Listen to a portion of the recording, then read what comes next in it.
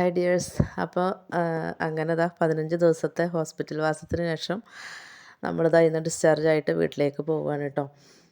അപ്പോൾ എനിക്ക് എന്താ പറ്റിയെന്നൊക്കെ ചോദിച്ചിട്ടുണ്ടായിരുന്നു കേട്ടോ. കൗണ്ട് വളരെ ലോ ആയിട്ടാണ് അഡ്മിറ്റ് ആക്കിയിട്ടുള്ളത്. നമ്മൾ ബ്ലഡും കാര്യങ്ങളൊക്കെ ചെക്ക് ചെയ്ത് നോക്കിയപ്പോൾ ബ്ലഡിൽ അണുക്കൾ കൂടുതലായിരുന്നു, കുറച്ചുണ്ടാവേണ്ടതിനൊക്കെ ഒരുപാട് കൂടുതലായിരുന്നു കേട്ടോ.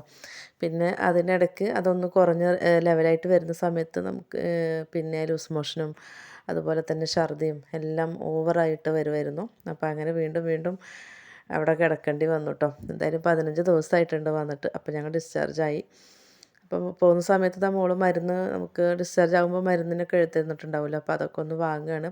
അപ്പോൾ കയ്യിൽ കുത്തിയ ക്യാനിലെല്ലാം അഴിച്ച് മാറ്റിയിട്ടുണ്ട്. അപ്പോൾ അതാ മരുന്നും വാങ്ങിയിട്ട് ഇനി ഞങ്ങൾ പോകാൻ വേണ്ടി നോക്കുകയാണ് ഇൻഷാ അള്ളാ.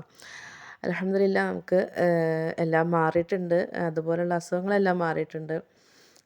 പക്ഷേ നമുക്ക് നല്ല ക്ഷീണം കാര്യങ്ങളും അതൊക്കെ ഉണ്ട് കേട്ടോ. നമുക്ക് കൈയും കാലൊക്കെ വിറയ്ക്കുന്ന പോലെയും എല്ലാണ്ട് നമുക്കത് സാവധാനം മാറുള്ളൂ എന്ന് ഡോക്ടർ തന്നെ പറഞ്ഞിട്ടുണ്ടായിരുന്നു കേട്ടോ.